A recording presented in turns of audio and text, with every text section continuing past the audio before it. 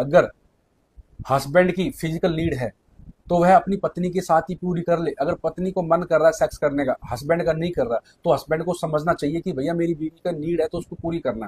कहने का मतलब है कोई भी फिजिकल नीड है, मेंटली नीड है, तो आपस में पूरी कर लें। समझ रहे हो? आज लड़कियां अफेयर कर रही है, मर्द गैर औरत के साथ रिलेशन बना रहे हैं, सेक्स करते हैं, इसके पीछे भैया बॉन्डिंग नहीं होती। समझ रहे हो? सेक्स और रिलेशन तुम्हारे कमजोर है, एक दूसरे को समझना पड़ेगा। अगर वाइफ का मन कर रहा है, हस्बैंड का नहीं कर रहा, तो हस्बैंड को कोऑपरेट करना पड़ेगा। वाइफ को भी थोड़ा सा समझना पड़ेगा, भैया बाद में करते हैं, ठीक है। कभी भैया हस्बैंड का मन करता है, वाइफ का नहीं करता, तो ठीक है, देखो फोर्स हमें करना नहीं है।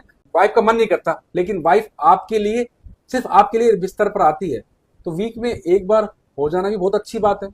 तो आपको तो अपनी वाइफ को अप्रिशिएट करना चाहिए कि भैया मेरी वाइफ का मन भी नहीं करता तो भी हम रिलेशन बना रहे हैं। तो दोस्तों यार, हमें सेल्फिश नहीं होना है। मतलब फिजिकल रिलेशन नहीं बना रही तो मैं रिश्ता तोड़ दूंगा, ऐसा कुछ नहीं है, मैं अफेयर कर लूंगा, नहीं भैया, सेल्फिश नहीं बनना है हमें, बच्चों की तरफ भी देखना है। जब भी हमें गुस्सा आता है तो या हस्बैंड हो चाहे वाइफ हो, अगर गुस्सा आ रहा है तो एक दूसरे से बात ही ना करें। बिल्कुल। अगर हम बात कर भी रहे हैं तो मैनर्स के साथ, इज्जत के साथ करनी चाहिए। क्योंकि देखो गुस्सा आने के बाद है ना, इंसान को ये नहीं पता होता कि मैं बोल क्या रहा हूँ, कौन से शब्द मेरे मुंह के अंदर से निकल रहे हैं, और वही चीज होती है मैन जो घर तोड़ देती है। दोस्तों, क्योंकि गुस्से में हमारा दिमाग काम नहीं करता है, बिल्कुल। हम भावनाओं में बह जाते हैं। जो मुंह में आता है बिना सोचे समझे हम बोलने लग जाते हैं, यहाँ तक कि अब्यूजिंग वर्ड करने लग जाते हैं। गुस्से में हमारा हाथ भी उठ सकता है और हमारा रिश्ता खराब भी हो सकता है। इसलिए माय डियर फ्रेंड्स, हमने शादी की है, एक शादी इसलिए की है कि भैया हम पैसा कमा रहे हैं, हमारी बीवी हो, बच्चे हो। बीवी चाहती है कि मेरा अच्छा हस्बैंड हो, मेरे बच्चे हो, मेरी इज्जत हो, वैल्यू हो।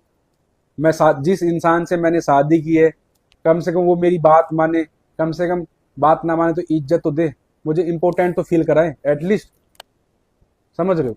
तो दोस्तों यही चीजें हैं। गुस्सा आता है तो गुस्से में कभी बात मत करो। अगर कोई अगर सपोज दैट मेरी वाइफ को गुस्सा आ रहा है तो मैं बाहर चला जाऊंगा, मेरे को गुस्सा आ रहा है तो मेरी वाइफ बाहर चली जाएगी या अदर कमरे में चली जाएगी। गुस्सा 2 मिनट का होता है, गुस्से में हम कुछ भी बातें बोल देते हैं, बाद में हमें रिग्रेट होता है, पछतावा होता है, और गुस्से में हमारा रिश्ता खराब भी हो सकता है। अब नेक्स्ट पॉइंट की बात करते हैं। देखो, जब भी हमारी वाइफ अच्छा काम करती है या खाना भी अच्छा बनाती है तो हमें उसको अप्रिशिएट करना चाहिए। अगर बाय द वे सब्जी में नमक कम है तो हम अपनी वाइफ को ये बोल सकते हैं, बाबू आपने खाना अच्छा बनाया लेकिन आपने थोड़ा सा नमक कम डाला है। तो इससे हमारी बात भी हमने कह दी और सामने वाले ने बुरा भी नहीं माना। समझ रहे हो? तो मतलब कूटनीति खेलनी है।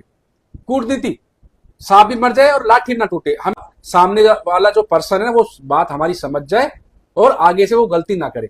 तो तारीफ भी करनी है, तारीफ के साथ साथ अगर आपको लगता है मेरी वाइफ के अंदर या मेरे हस्बैंड के अंदर कुछ प्रॉब्लम है, कुछ कमियां है, तो उसको डायरेक्ट मत बोलो। अगर डायरेक्ट बोलोगे, क्रिटिसाइज करोगे, उसकी कंप्लेन करोगे, तो वह डिफेंसिव हो जाएगा। क्योंकि हर इंसान इज्जत चाहता है, वैल्यू चाहता है। अगर आप किसी को बुराई करते हो सबके सामने या अकेले में डायरेक्टली आप बुराई करते हो तो वह आपकी बात नहीं सुनेगा, आपसे दूरी बना लेगा।